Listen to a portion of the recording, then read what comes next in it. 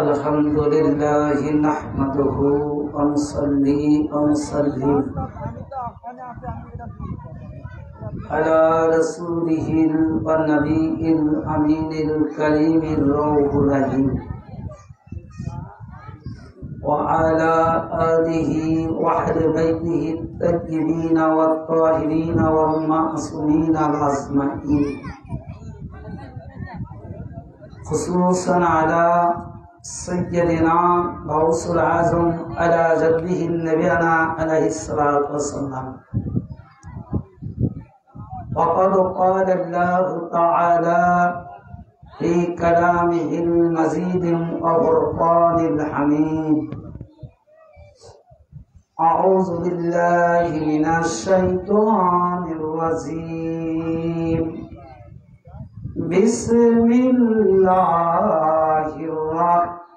रहमानिर रहीम वमा अर्सलनाका इल्ला रहमतल लिल आलमीन सदक़ल्लाहुल अज़ीम व सदक़ल्लाहु व रसूलिहिल नबियुल करीम وقال الله تعالى في كلامه المزيد وفرقان الحميد إن الله وملائكته يصلون على النبي يا أيها الذين آمنوا صلوا عليه وسلموا تسليما اللهم صل على مولانا محمد وعلى آل سيدنا شفيعنا मिर्द था गौस पाक का सल्ले अला मुहम्मदीन मिर्द था गौस पाक का सल्ले अला मुहम्मदीन सल्ले अला नबियना सल्ले अला मुहम्मदीन अल्लाहुम्मा सल्ले अला सय्यदिना मौलाना व अला आलि सय्यदिना हबीबाना আমরা যে গুনাহগার উম্মত নবী আপনার চিনলাম না আমরা যে গুনাহগার উম্মত হাবিব আপনার বুঝলাম না সেই কারণে রোজা হাসরে আপনি আমাদের বলবেন না। আল্লাহুম্মা সাল্লি আলা সাইয়্যিদিনা মুহাম্মদ ওয়া আলা আলি সাইয়্যিদিনা শাফিয়ানা।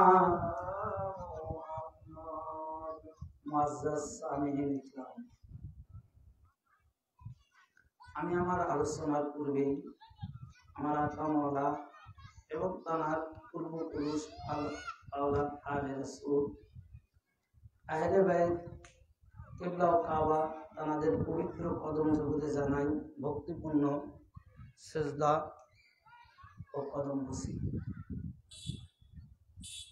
আজকে এই চৌধুরীপাড়া জামে মসজিদ প্রাঙ্গণে আহলে বাইত পাক পাঞ্জাতনের স্মরণে পবিত্র ঈদ মিলাদুন্নবী উপলক্ষে আয়োজিত ওয়াজ মাহফিলের সম্মানিত সভাপতি, অত্র কমিটির সকল সদস্যবৃন্দ সহ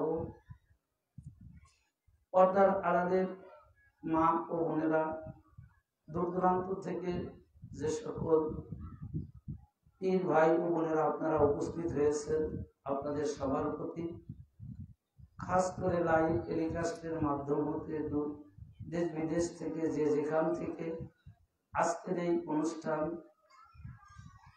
ওয়াজ মাহফিল শ্রবণ করছেন, আপনাদের সবার প্রতি আমি জানাই সকল ঈদের সেরা ঈদ, ঈদে মিলাদুন নবী সাল্লাল্লাহু আলাইহি ওয়াসাল্লামের আগমন রজনীর ঈদ। এই ঈদ উপলক্ষে আমাদের হৃদয়ের অন্তরের অন্তরস্থল থেকে শুভেচ্ছা, সালাম, মোবারকবাদ এবং ঈদ মোবারক। আসসালামু আলাইকুম ওয়া রাহমাতুল্লাহি ওয়া বারাকাতুহু। ওয়া আলাইকুম আসসালাম ওয়া রাহমাতুল্লাহি ওয়া বারাকাতুহু। কোরআন পাক থেকে ছোট্ট একটি আয়াতে পাক আপনাদের মাঝে রাসূল পাকের শান, যেহেতু এটা ঈদে মিলাদুন নবী উপলক্ষে, তো সেই রাসূল কি এটা উপলক্ষেই আমি অদম গুনাহগার, যদি আমার আকা মাওলা আমার প্রতি দয়া করেন তাহলে দুটি কথা আপনাদের মাঝে আলোচনা করতে পারবো, আপনারাও শ্রবণ করতে পারবেন। তার দয়া ছাড়া আমরা প্রত্যেকেই বেকার, আমাদের কোনো ক্ষমতা নেই, আমাদের কোনো জ্ঞান বা আমল কোনো কিছুই এত নির্ভরযোগ্য নেই যে আমরা আমাদের নিজের থেকে কিছু আলোচনা করতে পারবো। আমরা যা কিছু আলোচনা করি বা আপনারা শ্রবণ করছেন সবই তাদের দয়া। তারা তার যার উপর যতটুকু রহমত নিসবত প্রদান করেন সেইটুকু তারা আলোচনা করতে পারেন। আমি অদম্য চেষ্টা করবো তার দয়া এই এক পাকের আলোকে কিছু আলোচনা করা, যদি মালিক পাক আমার উপর তার দয়া রহম করম করেন। যে রাসূল পাক সাল্লাল্লাহু আলাইহি ওয়াসাল্লাম জানাকে সৃষ্টি না করলে এই কুল কায়নাতের কোনো কিছুই সৃষ্টি হতো না। কারণ যে হুজুর পাককে আল্লাহ তাআলা এই ধরাধামে প্রেরণ করবেন, আর তারই ফলশ্রুতিতে তারই কারণে হযরত আদম থেকে ঈসা পর্যন্ত সকল নবী এবং তারপরে হুজুর পাকের প্রকাশ, এমনকি এই দুনিয়ার সকল সৃষ্টি জগতের সৃষ্টি বস্তু আল্লাহ তাআলা সৃষ্টি করেছেন। তার প্রথম উদাহরণ হলো একটি, সেটা হলো যখন আল্লাহ তাআলা আদম আলাইহিস সালামকে সৃষ্টি করলেন। আদম আলাইহিস সালামকে যখন সৃষ্টি করা হয়ে গেল তখন তার মধ্যে রূহ দিলেন। রূহ দেওয়ার পরে ওই রূহ 1 সেকেন্ড সময় ওর ভিতর থাকেনি, খুব তাড়াতাড়ি করে বের হয়ে চলে আসছে। আল্লাহ জিজ্ঞাসা করল যে তুমি বের হয়ে আসলে, আমি তো তোমাকে এই দেহের মধ্যেই রাখবো, অর্থাৎ আদমের মধ্যেই রাখবো। তুমি তো আদমের খাস রুহু, তো তুমি যদি চলে আসো, বের হয়ে আসো, তাহলে আদম তো কোনোদিনও জীবিত হতে পারবে না। আর আমার যে সৃষ্টির মূল লক্ষ্য উদ্দেশ্য, এটাও তো কোনোদিন বাস্তবায়ন হবে না। কারণ আমি কি করব, এই আদমকে বলতেছেন যে আপনার মাধ্যমে আপনার সন্তান এমনি করে রাসূল পাক পর্যন্ত আমি সকল মানব জাতিকে সৃষ্টি করব এই ধরাধামে। এবং ঠিক যখন আমার রাসূল পাককে, অর্থাৎ মূল যেটা কার্য আল্লাহ, সেটা আমি কি করব, যখন প্রকাশ করব, তখন আমার এই সৃষ্টির মূল রহস্য কি হবে, আমার দ্বারা আমার সাকসেস হবে। যেটা কারণ আমি আদমকে সৃষ্টি করেছি, অর্থাৎ তোমাকে সৃষ্টি করেছি। তা এখন যদি তার মধ্যে যদি রুহু না থাকে, তাহলে আদম কি করে চলবে? কারণ আমাদের চলাচলের মূল লক্ষ্য যে আমাদের শক্তি কি, রুহু। আমাদের ভিতর যতক্ষণ রুহু আছে ততক্ষণ আমরা কি সুস্থ থাকলে সুস্থ। এক কথা, আমাদের দাম আছে, যেই রুহু চলে যাবে আর আমাদের দাম নেই। তা আল্লাহ তাআলা তখন বললেন যে ইয়া রব্বুল আলামিন, আপনার উদ্দেশ্য ঠিক আছে, আপনি যেটা করবেন এটাই ঠিক, কিন্তু এমন একটি জায়গা, এমন একটি স্থান ওই আদমের দেহের ভেতরকার অবস্থান বর্ণনা করতেছেন যে ওখানে কোনো বস্তু থাকার মতন জায়গা নেই। আপনি পরিবেশ তৈরি করে দেন, আমি রুহু কেন আজমানান্তকাল ওখানে থাকবো। কারণ আমার কাজই হলো আপনার দাসত্ব করা, আপনার হুকুম পালন করা। তো তখন আল্লাহ তাআলা আদম আলাইহিস সালামের মধ্যে এই নূরে মুহাম্মদ প্রদান করলেন। প্রদান করার সাথে সাথে যখন রুহকে আবার কি করলেন, আদম আলাইহিস সালামের ভিতর রাখলেন, এখন আর রুহু বের হচ্ছে না। তো এখন আল্লাহ বলে যে তুমি এখন কি পেলে ওখানে? এর একটু আগেই আমি তোমাকে দিলাম, তুমি থাকলে না, জোর করে বের হয়ে চলে আসলে, বললে ওখানে থাকার মতন জায়গা নাই। এখন এমন কি ওই জায়গায় পেলে যে এখন তুমি বের হতেই চাচ্ছ না, কারণটা কি? তো তখন রূহ জবাব দিল যে রব্বুল আলামিন, পরওয়ারদিগার আলাম, পূর্বে আপনি যে জায়গা আমাকে রেখেছিলেন, এই জায়গাটা যেরকম ছিল, না ছিল কোনো অক্সিজেন, না ছিল কোনো আলো, না ছিল কোনো পরিবেশ মতো জায়গা। আর এখন আপনি আমাকে যখনই এই আগুনের মধ্যে দিলেন, এখন সম্পূর্ণ থাকার মতো একটি পরিবেশ তো তৈরি হয়েছে, এমন একটি পরিবেশ যে এর মতন সুন্দর জায়গা আর কোথাও নেই। তাহলে চিন্তা করছেন যে শুধু পরিবেশ মতো জায়গাই হয়নি,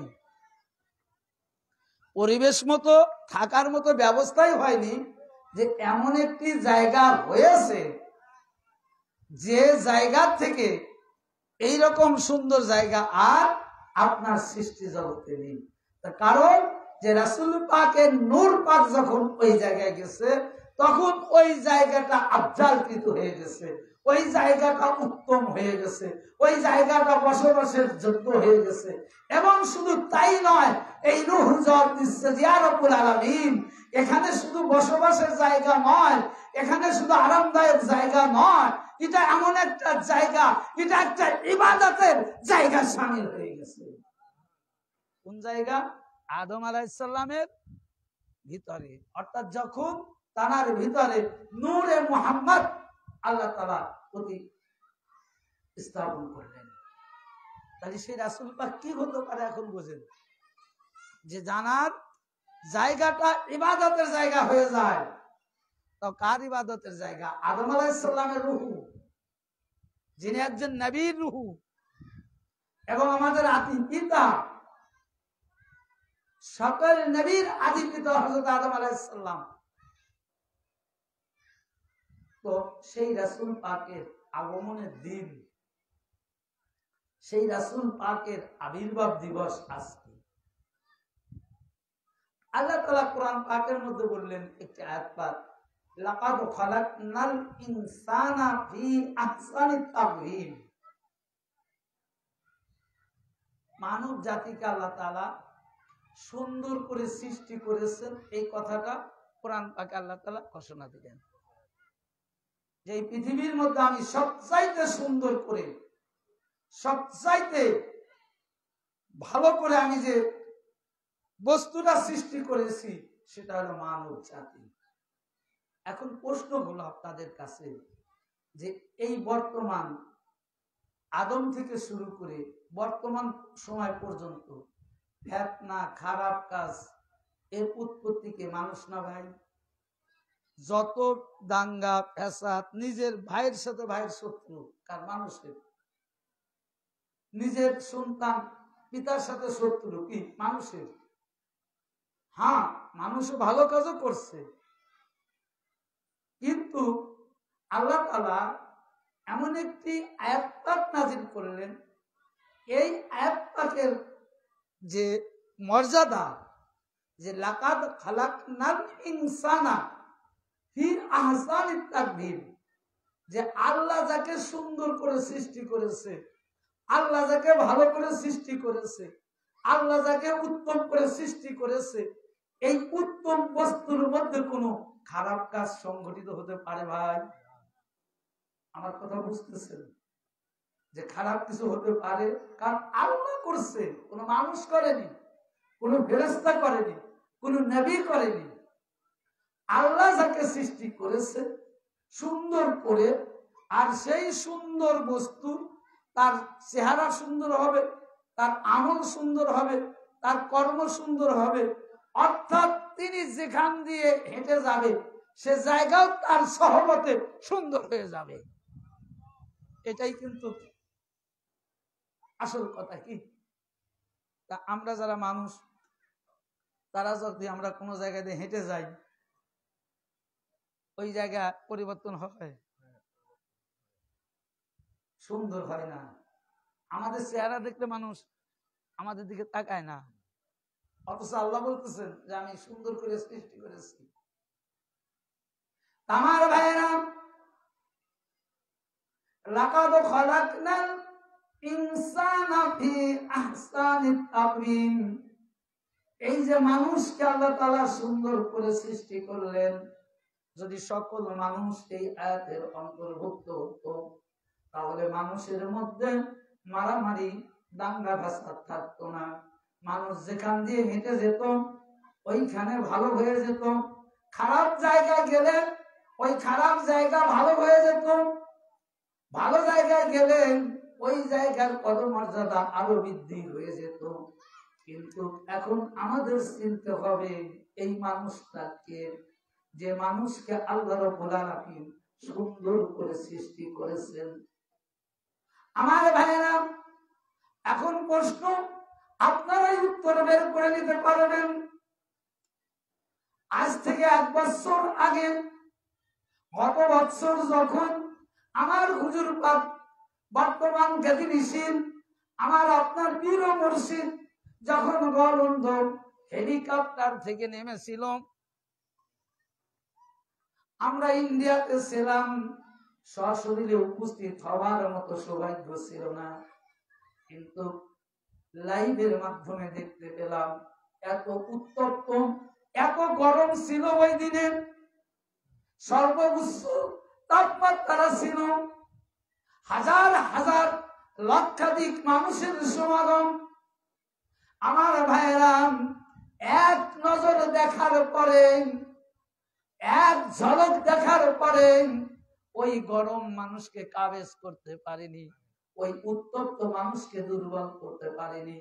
যত গরম ছিল, যত উত্তপ্ত আবহাওয়া ছিল, যখন হুজুর পাকের চেহারার দিকে তাকিয়েছেন, যখন হুজুর পাক ওই জায়গায় কদম পাক রেখেছেন, মানুষের হৃদয়ের মধ্যে প্রশান্তি লাভ করেছেন, মানুষের ভিতরে আর গরম কোনো কাজ করতে পারেনি, অশান্তিতে মানুষ ভোগেনি।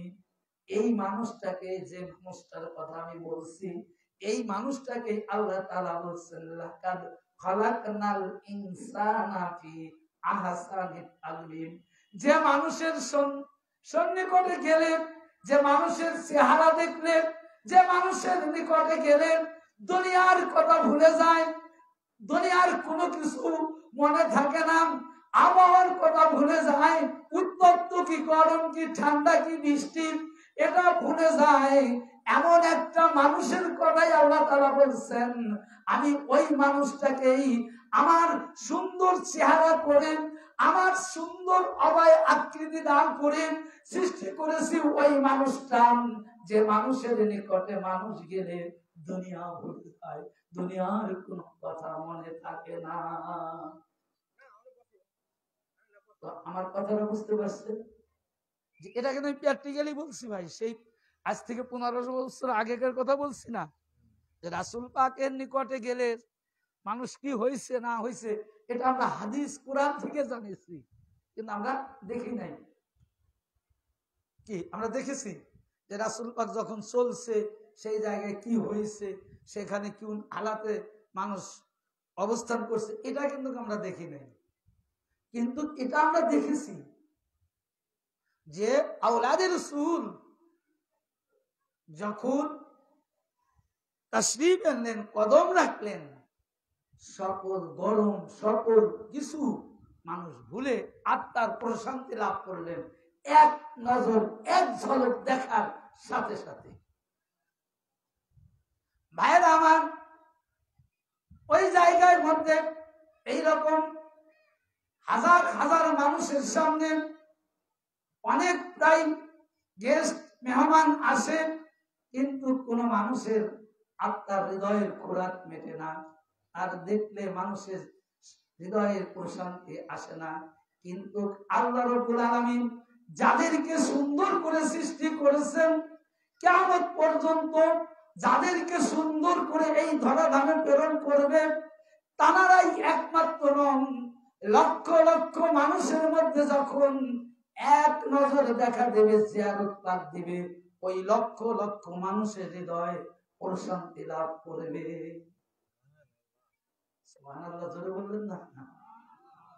যে সব মানুষ না, আমি তো এখানে বসে আছি ভাই, মাইকিং করে তো লোক আনতে পারেন নাই। কি আজকেরা বলে যে রাসূল আমাদের মতো মানুষ? নাউজুবিল্লাহ। আমার ভাইরা, আল্লাহ রাব্বুল আলামিন যাদেরকে সুন্দর করে সৃষ্টি করেছেন, তাদের বৈশিষ্ট্য হলো এটাই, যারা যেখান দিয়ে যাবে সে জায়গা সুন্দর হয়ে যাবে, যেখান দিয়ে তাদের কদম পাক থাকবে ওই জায়গা পবিত্র হয়ে যাবে, মানুষের ইবাদতকার হয়ে যাবে। যেরকম আদম আলাইহিস সালাম পাকের রূহ যখন ভিতরে গেল, ওই রূহ যখন বলছিল আমার এই জায়গাটা ইবাদতখানা হয়ে গেছে, কে বলছে? আদমের রূহ। তার মনে দেখেন মিল আছে যে কোন রূহ, যে রাসূল পাককে ওই আদমের কলবের মধ্যে রাখা হয়েছিল, তার কদম পাক ওই জায়গায় রাখা হয়েছিল, যার কারণে ওই জায়গাটা সিজদাগার হয়ে গেছে, ওই জায়গাটা ইবাদতগার হয়ে গেছে। আমার ভাইরা, সেই রাসূল পাকের আওলাদ পাক, সেই রাসূল পাকের স্থল বিশিত গতিশীল মাওলা কায়নাত পাক, তানার দুই শাহজাদা, দুই ইমাম পাক থেকে শুরু করেন হুজুরে গাউসে পাকের শাহজাদা হযরত সৈয়দ শাহ রাজ্জাক আলী আল কাদেরী আলাইহিস সালাতু সালাম, ওই একই বস্তু তানার শাহজাদা পর্যায়ক্রমে বর্তমান গদিনিশীন হুজুর পাকের আওলাদ পাক, ঠিক ইনাদের কদম পাক যেখানে স্থাপন করা হয়, ইনারা যেখানে বসেন ওই জায়গা প্রত্যেকটা মানুষের জন্য ইবাদতখানা হয়ে যায়, সিজদাখানা হয়ে যায়। এটা রাসূল পাকের কদম, রাসূল পাকের চেহারা আদম আলাইহিস সালামের ওই কদমের ভিতর যখন রাখা হয়েছে, ওখান থেকে ইবাদত উৎপত্তি হয়ে গেছে। ওখান থেকে আজকের কথা না ভাই, আজ আমরা ইবাদত করছি, আমরা সিজদা করছি, এটা নয়, ওটা আদম থেকে শুরু হয়ে গেছে। যখন আমার আদি পিতা, আপনার আদি পিতা, সমস্ত নবীদের আদি পিতা আদম আলাইহিসসালামের কলবের মধ্যে নূরে মুহাম্মদ যখন রাখা হয়েছে, আদম আলাইহিসসালামের রূহ তিনি বলছেন যে ইয়া রব্বুল আলামিন, এই জায়গা থেকে বের হওয়া তো যাবেই না, এই জায়গাটা ইবাদতগার হয়ে গেছে। আর আগে কিন্তু থাকে নাই, আগে থাকে নাই, ওখান থেকে বের হয়ে আসছে, ওখান থেকে বের হয়ে আসছে। আর এখন সেই রূহ বলতেছেন যে এখানে শুধু থাকারই উপযোগী না, এ জায়গাটা সিজদাগার হয়ে গেছে, এ জায়গাটা ইবাদতগার হয়েছে। তো সেই রাসূল পাকের আওলাদ পাক, সেই রাসূল পাকের আওলাদ পাক, রাসূল থেকে শুরু করে কিয়ামত পর্যন্ত যত তানার আওলাদ পাক গাদিরিসিন হয়ে এই জামানাতে আগমন করবেন, প্রত্যেক ব্যক্তির, প্রত্যেকের শানে এই আয়াত পাকের নিসবত যে লাকাদ খালাকনাল ইনসানা ফি আহসানিত তাকবীম, এটাই সেই সুন্দর ব্যক্তি, এটাই সেই সুন্দর আকৃত ব্যক্তি, রাসূল পাক থেকে শুরু করে বর্তমান আমার হুজুর পাক পর্যন্ত। কারণ আয়াত, কোরআন কোনোদিন অহেতুক ভাবে আসেনি ভাই। কোরআন যত আয়াত আছে সূরা ফাতিহা থেকে শুরু করে, এটা আপনারা জেনে রাখবেন যে এটা কোনো কাজের জন্য আল্লাহ তাআলা রাখেন, কাজের জন্য রেখেছেন, আমলের জন্য রেখেছেন, উপকারের জন্য রেখেছেন। তো আয়াত পাকটা কোরআন পাকে আছে লাকাদ খালাকনাল ইনসানা ফি আহসানিত তাকবীম। রাসূলের যুগে রাসূল পাক ছিলেন, মওলাই কায়নাত পাকের যুগে মওলাই কায়নাত পাক এই ইনসান তাকেই সুন্দর করে সৃষ্টি করেছেন, যার দিকে মানুষ তাকাইলে সমস্ত কিছু ভুলে যেত। তো এই রাসূল পাক আমা আরসালনাকা ইল্লা রাহমাতাল লিল আলামিন, যে আল্লাহ বলতেছেন যে রাসূল আমি আপনাকে রহমত ছাড়া অন্য কোন উদ্দেশ্যে সৃষ্টি করি নাই। যে কেমন রহমত, যে কেমন দয়ালু। একটা কথা জেনে রাখবেন, অনেকেই এই কথাটা বলে যে আচ্ছা রাসূল যদি রহমত, দয়ালু হয়, রহমাতুল লিল আলামিন হয়, তা রাসূলের যুগে সবাই ইসলাম ধর্ম গ্রহণ করলো না কেন? এরকম প্রশ্ন করে। যে কারণ রাসূল পাকের কাছে গেলেই তো দয়া, রহমত পাওয়া যাবে, আর রহমত পাওয়া মানেই ইসলাম ধর্ম গ্রহণ করবে। তাহলে এত মারামারি, রাসূল পাক যুদ্ধ করেছে, এগুলোর কেন প্রয়োজন হলো? আবার করার পরেও তো 100% মুসলমান হয়নি, কথা কিন্তু বলে। তো প্রশ্ন যদি হয় তার উত্তর আছে, প্রশ্ন যদি হয় তাহলে তার উত্তর আছে, আর প্রশ্ন যদি না হয় তার উত্তরও নাই। রাসূল পাক সাল্লাল্লাহু আলাইহি সাল্লাম এর কথা একটু পরে আসি। যারা ডাইরেক্ট আল্লাহকে মানেন, আমরা কি আল্লাহকে মানি না ভাই? অবশ্যই, তিনি আমাদের সৃষ্টিকর্তা, রব।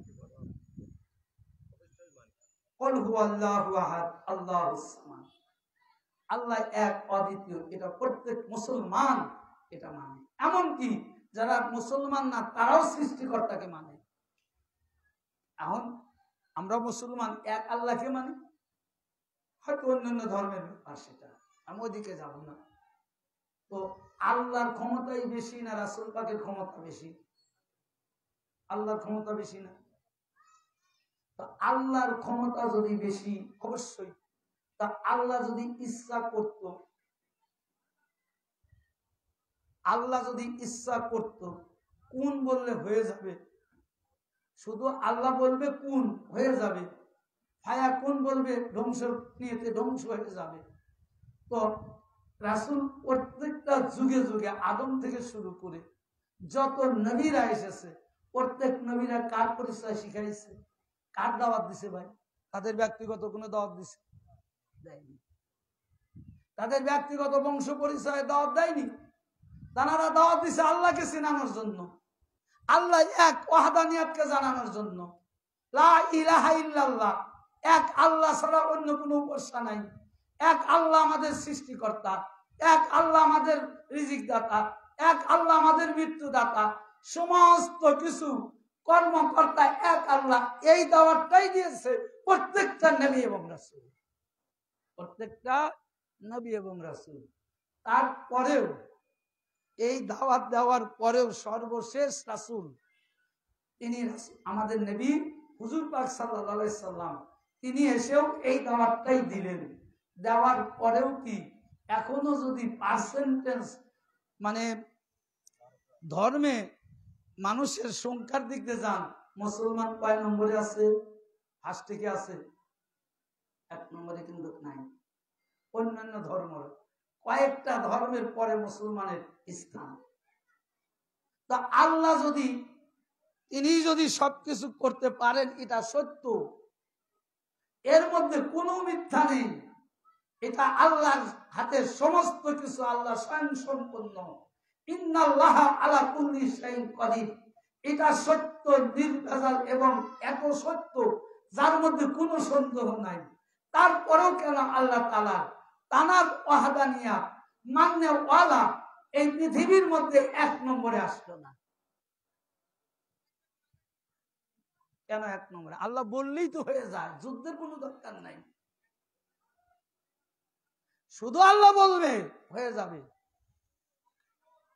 তাহলে এটার কারণ, আমার ভাইয়েরা গভীর মনোযোগ সহকারে শুনুন।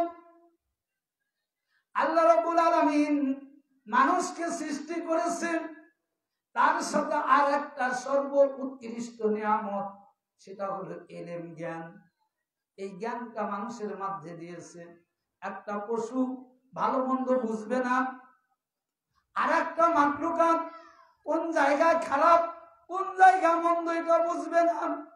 একমাত্র মানুষই বুঝবেন কোন জায়গায় কোন অবস্থা কিরকম, কোন অবস্থায় আছে, তার প্রতিকূলে না তার অনুকূলে।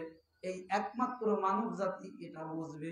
এই জ্ঞানটা আল্লাহ রাব্বুল আলামিন আর কোন মাখলুকাতের মধ্যে দেয়নি, একমাত্র মানব জাতির মধ্যে দিয়েছে।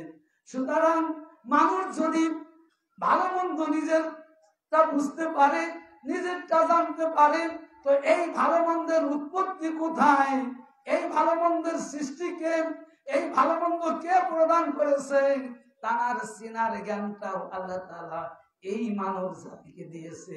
সুতরাং আল্লাহ ওই জায়গাটার ক্ষমতাটা স্টপিস করে রেখেছে। ওই জায়গায় আল্লাহ কোন না বলে আমার আপনার জ্ঞানের উপর ছেড়ে দিয়েছে। যে এত ভালো মন্দ এত জ্ঞান দিয়েছে যে আল্লাহকে জানার জন্য, আল্লাহকে বুঝার জন্য। তো এই জন্য আল্লাহ তাআলা এই জ্ঞানটা কি করেছে মানুষের মাঝে, আল্লাহ তাআলা নিজের শক্তিকে প্রয়োগ না করে আমার আপনার জ্ঞানের উপর ছেড়ে দিয়েছে। এটাই হলো মূল। আর এই জ্ঞানের কারণে, এই জ্ঞানটা দেওয়ার কারণে, এই কারণেই রোজ মাহশরের দিন আল্লাহ তাআলা কি করবে, আমাদের আপনাদের প্রত্যেকেরই ভালো মন্দের হিসাব নিবে এবং জানার জ্ঞান গরিমা অনুযায়ী যে সর্ব উত্তম চরিত্র গঠন করেছে, ভালো কাজ করেছে, তাকে আল্লাহ তাআলা তার পক্ষ থেকে আজরান প্রদান করবে। সেটা নিয়ামত, আল্লাহর নিয়ামতের। এই কারণে তো যে কথাটা বলতেছিলাম যে রমা আরসালনাকা ইল্লা রাহমাতাল লিল আলামিন, যে আল্লাহ রাব্বুল আলামিন হুজুর পাককে এই ধরাধামে প্রেরণ করেছেন রহমত করে, দয়ালু করে। যে কেমন দয়ালু, যে একটু আগে আমি আপনাদের যে ঘটনাটা বললাম আমার হুজুর পাকের আগমন উপলক্ষে, তো ঠিক রাসূলের পাক সাল্লাল্লাহু আলাইহি ওয়াসাল্লাম যে জায়গা দিয়ে হেঁটে যেতেন, যেখানে দাঁড়াইতেন, যেখান দিয়ে তিনি যাতায়াত করতেন, ওই জায়গাটা উট এবং পবিত্র হয়ে যেত। ওই জায়গার মধ্যে 18,000 মাখলুকাত কি করতো, রাসূল পাকের কদম পাক যেখানে থাকতো ওই জায়গায় সিজদায় লুটিয়ে পড়তো। যে কি রকম। আপনি হেঁটে গেলে কিন্তু আপনার পিছনে কেউ তাকিয়ে দেখবে না যখন দেখিয়ে গেল। আর হুজুর পাক যখন হেঁটে যেতেন ওই জায়গার মাটি, ওই জায়গায় ধুলাবালি কি করতেন, যে তারা গায়ে মাছও করতেন। কালিমা পড়ে নাই, মুসলমান হয়নি, এমনও ব্যক্তি হুজুর পাকের কদম পাকের ধুলি সে তার গায়ে মাখিয়েছে, অথচ কালিমা পড়েনি। তো সেই রাসূল পাকের আগমন আজকে ঈদে মিলাদুন নবী। অর্থাৎ একটা ব্যক্তি কিয়ামত পর্যন্ত তিনি থাকবে, তার রহমত, রাসূল পাকের রহমত। যেদিন রাসূল পাকের রহমত এই দুনিয়া থেকে উঠে যাবে, রাসূল পাকের করুণা এই দুনিয়া থেকে উঠে যাবে, সেদিন এই দুনিয়া কিয়ামত হয়ে যাবে। এই দুনিয়া থাকবে না ভাই। যার কারণে আমরা ঈদে মিলাদুন নবী আনন্দ উৎসব পালন করি, কারণ তিনি এসেছেন, তিনি যাননি। বিদায়ের ব্যথা যে যায় তখন তো ব্যথা লাগবে, তাই না? আমি আপনাদের এখানে আসছি, উদাহরণ ধরেন, তা আসার সময় আপনারা আমাকে আনন্দে বরণ করে দিচ্ছেন, যাওয়ার সময় কষ্ট লাগবে না? কারণ কি, আমি আবার চলে যাব, এখানে থাকবো না। ঠিক যিনি আসেন, আসাটা আনন্দ, আবার যখন চলে যান, যাওয়াটা দুঃখে। রাসূল পাক এসেছে, রাসূল পাক যাননি, যার কারণে ঈদে মিলাদুন নবী কিয়ামত পর্যন্ত আশিকানে রাসূল যাদের হৃদয়ের মধ্যে হুজুর পাকের ভালোবাসা আছে, তারা ঈদে মিলাদুন নবী পালন করে, তারা রাসূল পাকের আগমন দিনকে পালন করে। তারা কখনো সিরাতুল মুস্তাকিম পালন করে না, তারা সিরাতুন নবী পালন করে না। সিরাতুন নবী আর ঈদে মিলাদুন নবীর মধ্যে পার্থক্য হলো যে রাসূল পাক এসেছেন আর যাননি, আর সিরাতুন নবী হলো রাসূল পাক এসে রাস্তা দেখায়, তারা তো রাস্তা রেখে গেছে কিন্তু রাসূল পাক নেই। আমার কথাটা বুঝলেন? যে এই যে ঈদে মিলাদুন নবী আর সিরাতুন নবী, কেউ কেউ কিন্তু সিরাতুন নবী পালন করছে, আর আমরা ঈদে মিলাদুন নবী পালন করছি। কিয়ামত পর্যন্ত জানারদের হৃদয়ের মধ্যে, অন্তরের মধ্যে রাসূল পাকের প্রেম থাকবে, ভালোবাসা থাকবে, তারা কিয়ামত পর্যন্ত ঈদে মিলাদুন নবী পালন করবে, তারা সিরাতুন নবী পালন করবে না। আর জানাদের মধ্যে রাসূল সম্পর্কে ভিন্ন, অর্থাৎ রাসূল সম্পর্কে যাদের ধারণা সঠিক নেই, যারা এইটা বিশ্বাস করে যে রাসূল এসেছিল এখন নাই, তারা সিরাতুন নবী পালন করে। মানে রাসূলের রাস্তা আছে, রাসূলের পথ আছে, কিন্তু রাসূল নাই। তো আমি যে ঘটনা বললাম ভাই, কোরআন থেকে বলছি, এর উপরে কোনো প্রশ্ন কোরআনের উপরে এসে যাবে। এখন আল্লাহর কাছে প্রশ্ন করেন, আল্লাহ কোরআনের মালিক কে? আল্লাহ। কোরআনের ভাষা কার? আল্লাহর। কোরআনের কথা কার? আল্লাহর। তা আল্লাহ রাসূল পাককে মর্যাদা দিয়েছেন, আল্লাহ রাসূল পাককে কি করেছেন? হায়াতুন নবী করে সৃষ্টি করেছেন। তো যে আল্লাহ রাসূল পাককে হায়াতুল নবী হিসেবে সৃষ্টি করেছে, সেই রাসূল পাককে আমাদের মতো মানুষের ক্ষমতা আছে যে রাসূল মরে পচে গলে চলে গেছে? কি ভাই, আমাদের ক্ষমতা আছে? আল্লাহ যাকে হায়াতুল মুরসালিন বলে সৃষ্টি করেছে। তো এই জন্য রাসূল পাকের রেখে যাওয়া রাস্তা,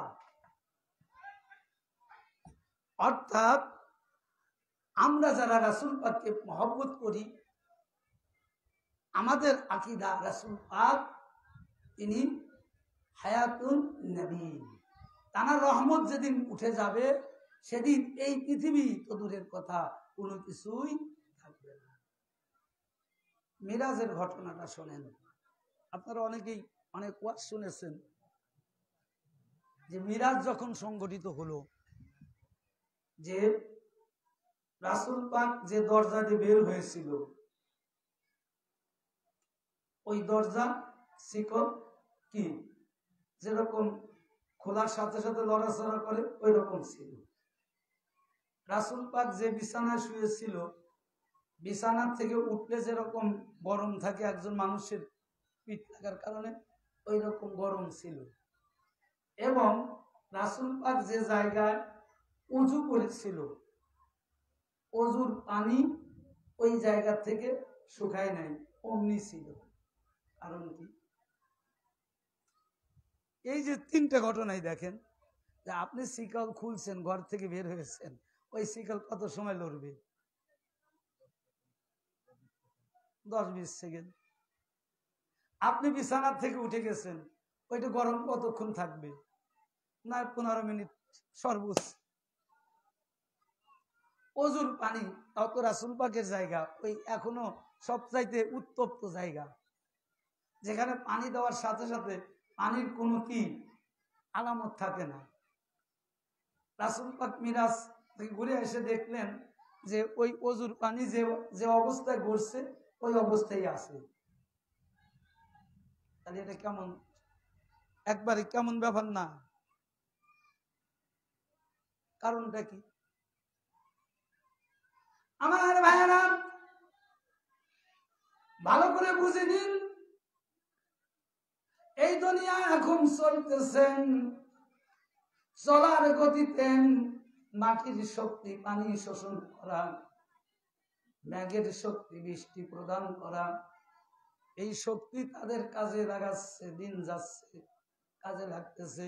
আপনি ওযু করছেন, একটু পরে পানি শুকায় যাচ্ছে। আপনি একটি কাজ করছেন, একটু পরে ওই কাজের আলামত থাকছে না। আপনি ঘর খুলছেন, ওই ঘরের শিকল একটু পরে আর লড়ছে না। কারণ এই দুনিয়া চলছে চলার গতিতে, যতক্ষণ ক্ষমতা আছে ততক্ষণ থাকছে। আমার ভাইরা, যখন আল্লাহর নবী হুজুরে পাক সাল্লাল্লাহু আলাইহি ওয়াসাল্লাম মিরাজ শরীফে ভ্রমণ করলেন, এই দুনিয়ার রূহ ছিলেন হুজুর পাক, এই দুনিয়ার ব্যাটারি ছিলেন হুজুর পাক। শুধু এই দুনিয়া নয়, আসমান জমিন জান্নাত যত আল্লাহর সৃষ্টির কুল কায়নাত জায়গা আছে, সমস্ত কিছুর পরিচালক, সমস্ত কিছুর দাঁড় করানোর শক্তি ব্যাটারি হলো হুজুরে পাক সাল্লাল্লাহু আলাইহি ওয়াসাল্লাম।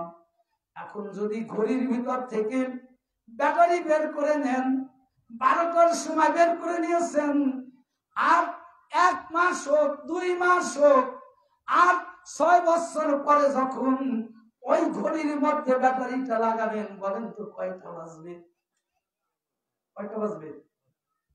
12টা বাজবে। কারণ 12টার সময় আপনি ঘড়ির ব্যাটারি খুলছেন, যার কারণে আপনি যখনই ঘড়ির ব্যাটারি লাগান না কেন 12টাই বাজবে। ওই ঘড়ির ব্যাটারি কখনো একটা বাজবে না, কারণ ওর ভিতরে যে ব্যাটারি দ্বারা যে ঘড়ি চলছে, ওই চলাটা বন্ধ হয়ে যাওয়ার কারণে ওই ঘড়ি একবারে ওই 1টা পর্যন্তই কিয়ামত পর্যন্ত থাকবে, যতক্ষণ ঘড়ি ব্যাটারি না লাগায়। আমার ভাইয়েরা, এই দেখেন আকীদা কি? রাসূল পাক হলেন এই জগতের ব্যাটারি, রূহু। একটা বাড়ি রাসূল পাকের এই দুনিয়া থেকে রাসূল পাক সরে গেছেন, এই দুনিয়া নামক জায়গা থেকে রাসূল পাকের রহমত সরে গেছে। শুধু এই দুনিয়া নয়, জান্নাত থেকে সরে গেছে, জাহান্নাম থেকে সরে গেছে, আসমান থেকে সরে গেছে, আরশ থেকে সরে গেছে, কুরসি থেকে সরে গেছে, সমস্ত জায়গা থেকে রাসূল পাক সরে গেছেন। সেটা একটা দিনেই, সেটা হলো মিরাজ রজনীতে, যখন আল্লাহ রাব্বুল আলামিন হুজুর পাককে নিভৃতে ডেকে নিলেন একাকী বৈঠক করার জন্য। আর এই বৈঠকের সুবাদে, এই বৈঠকের এতটাই মর্যাদা ছিল, এতটা উত্তম একটি বৈঠক ছিল, এতটা মর্যাদা সম্পন্ন একটি সফর, যে আল্লাহ রাব্বুল আলামিন যখন হুজুর পাককে ডাক দিয়ে নিলেন, তখন দুনিয়া নামক জায়গা থেকে নয়, আল্লাহর সৃষ্টির জগতের সমস্ত জায়গা থেকে ব্যাটারি খুলে সরিয়ে দেওয়া হয়েছিল, অর্থাৎ ব্যাটারি খুলে নেওয়া হয়েছিল। যখন রাসূল পাক আরশে আজিমে অর্থাৎ আল্লাহর সঙ্গে দিদারে গেলেন, যে সময় গেছেন ওই সময় স্টপেজ হয়ে গেছে, আর সময় 1 সেকেন্ড চলে নাই, কোনো কিছুর কাজও আর আগায় নাই। যেখানে যে কাজ ছিল ওই কাজ পর্যন্ত বন্ধ ছিল। বুঝাইতে পারছি? যে রাসূল পাক কি, যে রাসূল পাক হলো এই জগতের ব্যাটারি, রুহু। অর্থাৎ রাসূল পাক যতক্ষণ এই দুনিয়াতে এই জগতে ছিলেন ততক্ষণ পর্যন্ত প্রত্যেকের কর্ম চালু ছিল, কারণ শক্তি আছে, চালু থাকবে। শক্তি না থাকলে তার চালু থাকবে না। তো পানি শোষণ করার ক্ষমতা হলো মাটির, এই ক্ষমতাটা ততক্ষণ ছিল যতক্ষণ রাসূল ওই জমিনে ছিলেন। যেই রাসূল পাক জমিন থেকে সরে গেছে, মাটির শোষণ ক্ষমতা বিলুপ্ত হয়ে গেছে। আর মাটির পানি শোষণ ক্ষমতা যখনই বিলুপ্ত হয়ে গেছে, ওই পানিকে আর শুকাবে ভাই? পানি পানিই থাকবে না, পানিই থাকবে।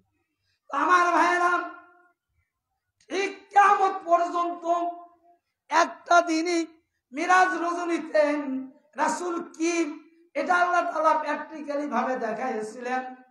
কতদিন রাসূল মিরাজ করেছে, কত বছর করেছে, আর কোন নির্ধারিত দিন তারিখ সীমারেখা এই জন্য উল্লেখ হয়নি। কারণ যতক্ষণ পর্যন্ত রাসূল আল্লাহর সঙ্গে ছিলেন, যতক্ষণ পর্যন্ত নবী আল্লাহর সঙ্গে দিদারে ব্যস্ত ছিলেন, এই দুনিয়া নামক জায়গা, আল্লাহর সৃষ্টি জগৎ জায়গা একবারে স্টপিস হয়েছিলেন।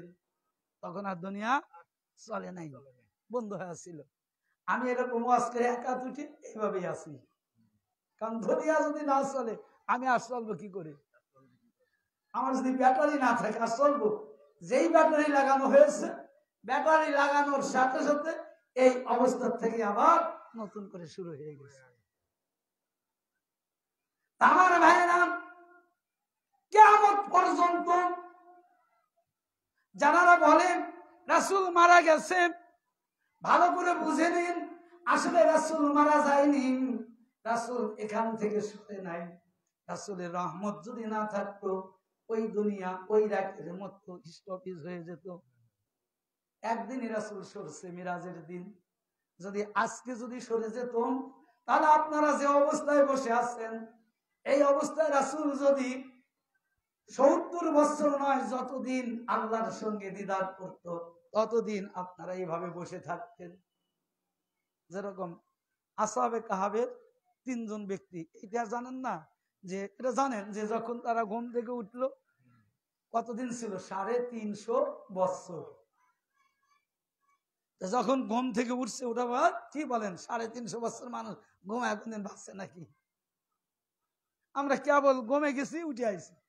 তাকে বিশ্বাস করেছিল কি দ্বারা? তাদের মুদ্রা দ্বারা। তাদের পকেটে যে টাকা ছিল না, খাদ্য কেনার জন্য যখন গেছে দোকানে, তখন বলছে ভাই এটা তো এই যুগের টাকা না, এলো 350 বছর আগেকার টাকা।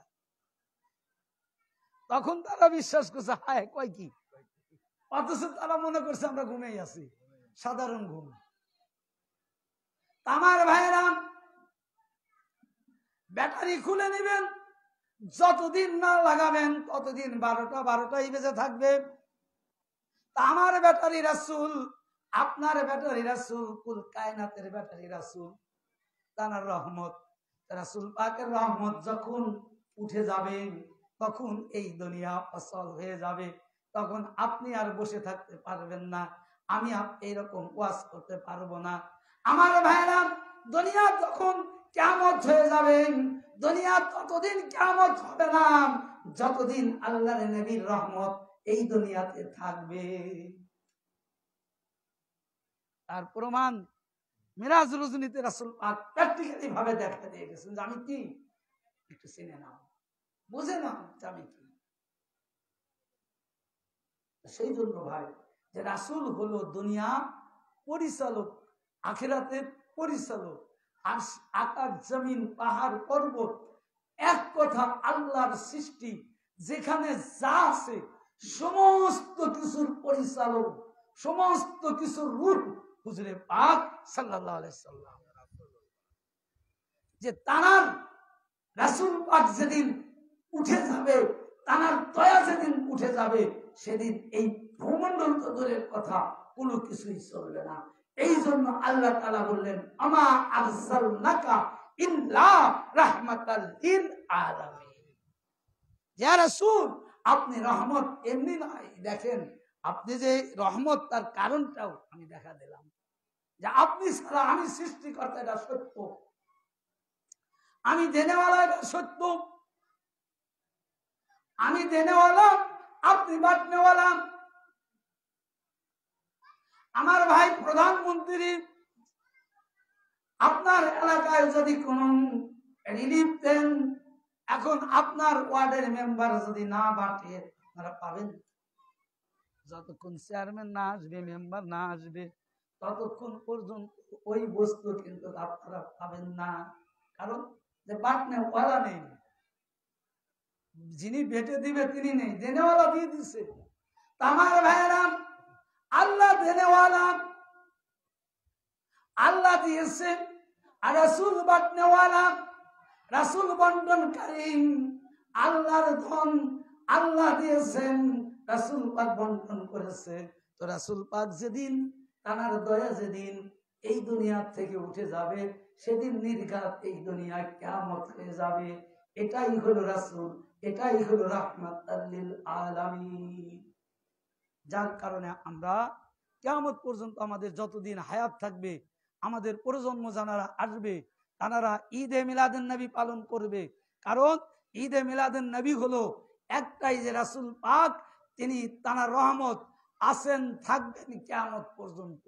কিয়ামতের পরেও রাসূল পাকের দয়া রহমত থাকবে। রাসূল পাকের দয়া রহমত দ্বারাই আল্লাহর সৃষ্টির জগৎ কুল কায়নাত পরিচালিত হবে। এটা হলো প্রকৃত আশিকে রাসূলের আকীদা। আর যারা সিরাতুন নবী মানে, ওরা রাসূল পাকের প্রেম ওদের মধ্যে নেই, রাসূল পাকের মহব্বত ওদের মধ্যে নেই। ওরা রাসূল পাককে মানে না, রাসূল পাকের রেখে যাওয়া বস্তুকে মানে। রাসূল পাককে ওরা এটা মানে যে রাসূল পাকের কাজ যে। যাই হোক, আল্লাহ রাব্বুল আলামিন আমাদের হৃদয়ের মধ্যে আজকে ঈদে মিলাদুন নবী উপলক্ষে এই জায়গা মাহফিল হচ্ছে। আশা করি আপনারা যারা হাজির হয়েছেন, যাদের মনের মধ্যে, যাদের হৃদয়ের মধ্যে, অন্তরের মধ্যে ইশকে মুহাব্বত, আশিকে রাসূল যারা আছেন, তারা অবশ্যই রাসূল পাকের মাহফিলে, রাসূল পাকের আলোচনাতে আসবে, তারা ঘরে থাকতে পারবে না, এটা সত্য। তো মহান আল্লাহ রাব্বুল আলামিন আমাদের প্রত্যেকেরই রাসূল পাকের মহব্বত তৈরি করে, ইশকে রাসূল তৈরি করে যেন এই দুনিয়ার জিন্দেগি থেকে শেষ বিদায় নেওয়ার মতো তৌফিক দান করুন। সবাই বলুন আমিন। আমা তৌফিক ইল্লা বিল্লাহ। আসসালামু আলাইকুম ওয়া রাহমাতুল্লাহি ওয়া বারাকাতুহু।